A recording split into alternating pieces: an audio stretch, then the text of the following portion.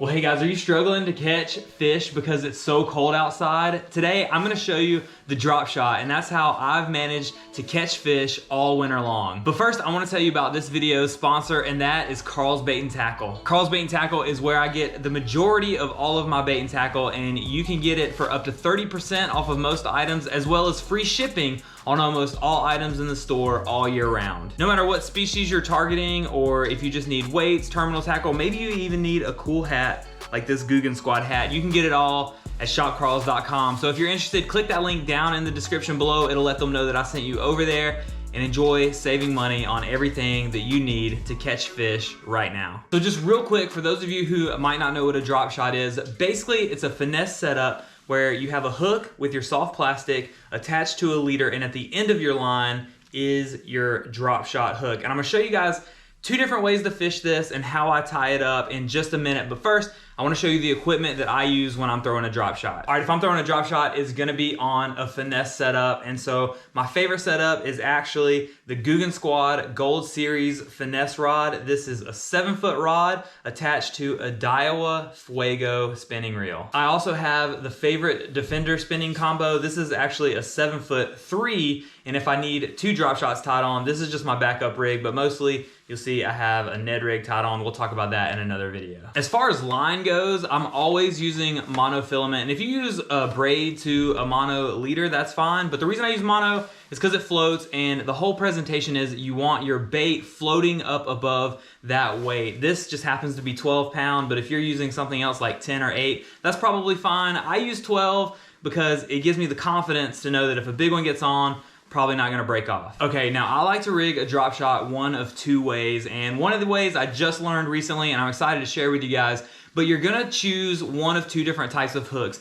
You have your traditional drop shot hook, which is this small circular hook. I've caught a lot of fish using these little circular hooks, and there's certain baits that I like to use this hook for, but lately, thanks to Brandon, that bass fishing dude, and our friend David, who's been on the channel a lot, I've recently started using a 1/0 EWG hook, and there's actually certain baits that I prefer this hook over the circular hook and vice versa, and I'm gonna show you guys both of those things. So the idea for the small circular hook is that you actually just want to pierce it through the nose of whatever bait you're throwing on your drop shot so that it floats in the water kind of like this, and the fish will pick it up. That hook is right there, so when you set the hook, it hooks into the fish's mouth and you're good to go. I specifically like to use this hook style with smaller baits or minnow style baits like this Kalen's Fluke that came in a mystery tackle box. One of my all-time favorites, the 10,000 Fish Shimmer Shad. These things are excellent drop shot baits, and they make a bigger version, which I'll show you in just a little while, a fish that I caught using it. Or lastly, y'all know I'm a big Guggen fan, the Guggen Drag and Drop. But the drag and drop is a cool bait because I feel like it's effective whether you're fishing it on that circular hook or the 1/0 EWG hook. All right, if you're fishing the drop shot and you're using that 1/0 EWG hook, you're gonna rig your bait, your soft plastic, just like you would a regular worm. And worm style baits is what I like to throw when I'm using this type of hook, like the Guggen Drag and Drop, the Biospawn Plasma Tail, and that's in that red bug color. That thing looks sick. And in a tournament I fished recently, I had a lot of success throwing the drop shot with a robo worm. So moving down the line from your hook and bait of choice is gonna be your drop shot weight. And there's 2 really popular shapes of weights when it comes to drop shotting, and the first one is this cylinder weight right here, and the second is the teardrop shape like these right here. So which weight shape should you choose? It depends on what's on the bottom. You wanna make sure you pick a weight where you're not gonna get tangled up if there's a lot of grass. And as far as what size weight you should get, the heavier the weight, the faster it sinks, so that's all gonna be up to you. All right guys, I'm gonna pull you guys in a little bit closer, and I'm gonna show you exactly how I tie the drop shot on my line. All right guys, for this illustration, I'm going to use the 1/0 EWG hook with the cylinder weight and a Biospawn Plasma Tail. The red bug color has been doing really well here on the river, so I'm gonna start with my monofilament line, and I'm gonna take my hook first, and I'm going to tie a Palomar knot. And to do that, you're gonna go through the eye of the hook, and then you're gonna double over and go back through, or you can double your line and put it through the first time. I just find this to be a little bit easier. And you're gonna wanna give yourself a good amount of space, a little bit more than you normally would, because we're gonna attach our weight to that tag end. And so to tie the Palomar knot, you take your doubled over end, cross it over, you're gonna tie it just like an overhand knot, like you're tying your shoe. But before you cinch it down, you're gonna take your loop and you're gonna loop it all the way back around that hook, and then you're gonna moisten and pull it tight, just like that.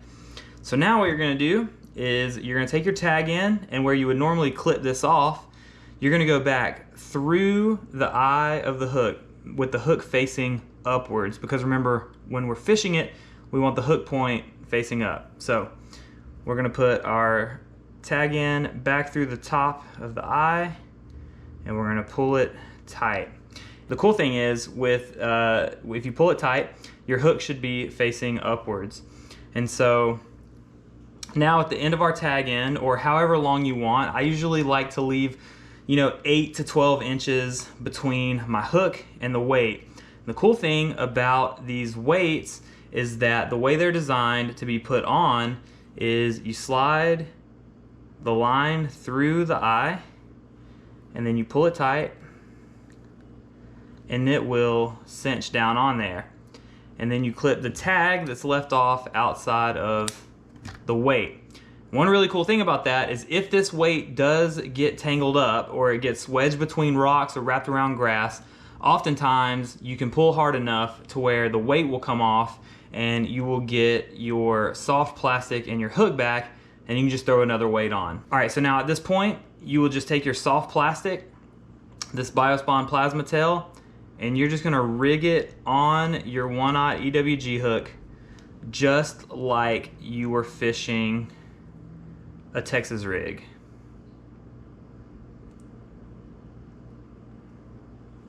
And there you have it. There's a drop.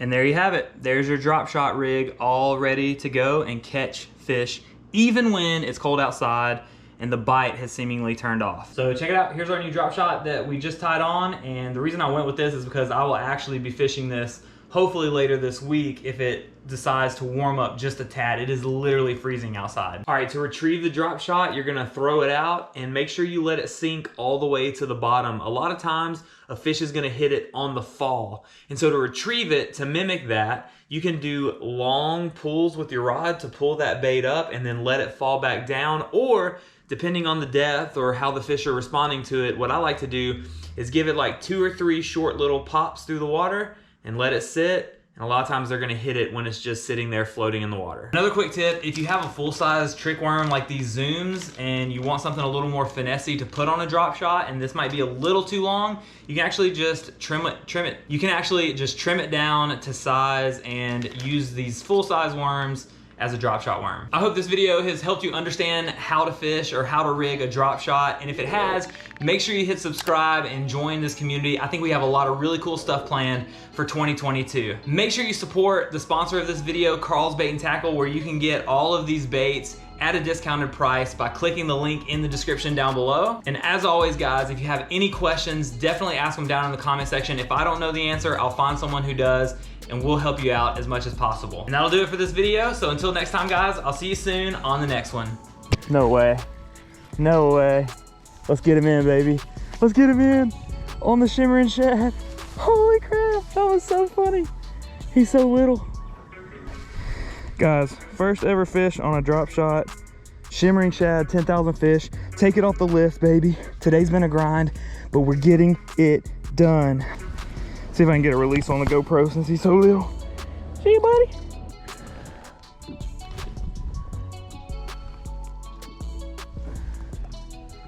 I'm on a 10,000 fish shimmer shad drop shot.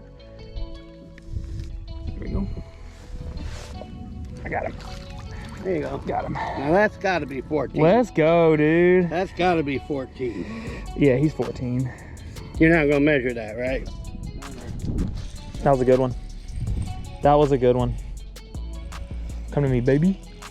He felt good. He's shrinking on the way to the boat. Dang it. He felt so good when he hit it. Bro, he hit it so hard for a little guy.